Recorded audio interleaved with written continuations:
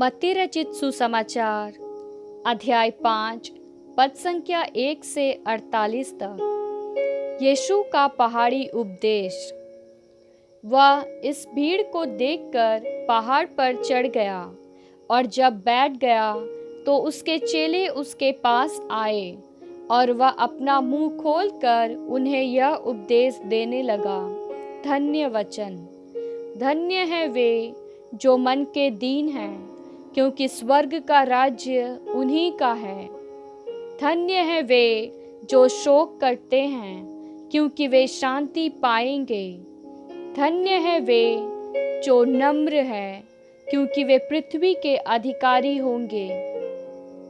धन्य है वे जो धार्मिकता के भूखे और प्यासे हैं, क्योंकि वे तृप्त किए जाएंगे। धन्य है वे जो दयावंत है, क्योंकि उन पर दया की जाएगी।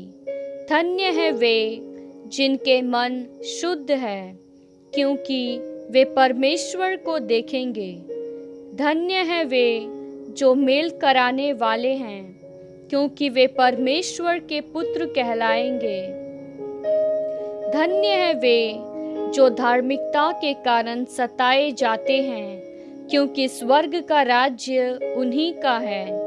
धन्य हो तुम जब मनुष्य मेरे कारण तुम्हारी निंदा करे और सताए और झूठ बोल बोल कर तुम्हारे विरुद्ध में सब प्रकार की बुरी बातें कहें। तब आनंदित और मगन होना, क्योंकि तुम्हारे लिए स्वर्ग में बड़ा फल है, इसलिए कि उन्होंने उन भविष्यद्वक्ताओं को जो तुम से पहले थे इसी रीति से सताया था। नमक और ज्योति। तुम पृथ्वी के नमक हो, परंतु यदि नमक का स्वाद बिगड़ जाए तो वह फिर किस वस्तु से नमकीन किया जाएगा?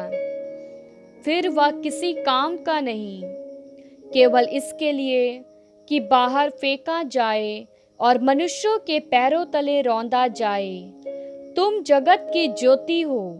जो नगर पहाड़ पर बसा हुआ है वह छिप नहीं सकता, और लोग दिया जलाकर पैमाने के नीचे नहीं परंतु दीवट पर रखते हैं, तब उससे घर के सब लोगों को प्रकाश पहुंचता है। उसी प्रकार तुम्हारा उजियाला मनुष्यों के सामने चमके, कि वे तुम्हारे भले कामों को देखकर तुम्हारे पिता की जो स्वर्ग में है बड़ाई करे। व्यवस्था की शिक्षा।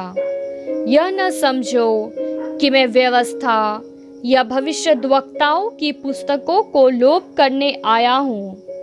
लोप करने नहीं, परंतु पूरा करने आया हूँ। क्योंकि मैं तुमसे सच कहता हूँ कि जब तक आकाश और पृथ्वी टल ना जाए, तब तक व्यवस्था से एक मात्रा या एक बिंदु भी बिना पूरा हुए नहीं टलेगा।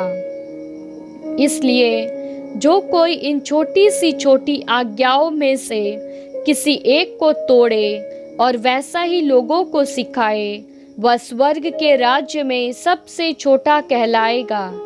परंतु जो कोई उन आज्ञाओं का पालन करेगा और उन्हें सिखाएगा, वही स्वर्ग के राज्य में महान कहलाएगा।